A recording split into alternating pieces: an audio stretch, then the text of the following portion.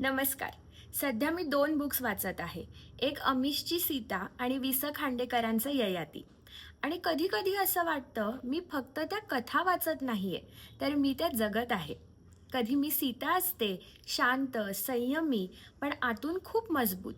जिला परिस्थिती काहीही असो, तरी स्वतःचं धैर्य सोडायचं नाही हे सांगत असते.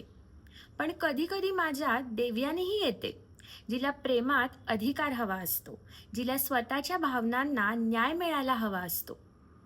आणि काही वेळा मी शर्मिष्ठाही असते, जी परिस्थितीला सामोरी जाते, जिला माहिती असतं की काही निर्णयांची किंमत स्वतःला चुकवावी लागते. तेव्हा मला वाटतं, आपण सगळेच कधी ना कधी या तिन्ही स्त्रियांमध्ये अडकलेलो आहोत. कधी संयमात, कधी अहंकारात आणि कधी परिस्थितीशी झगडताना.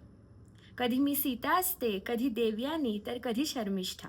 आणि कधी फक्त स्वतःला समजून घेण्याचा प्रयत्न करणारी एक साधी सर्वसामान्य स्त्री.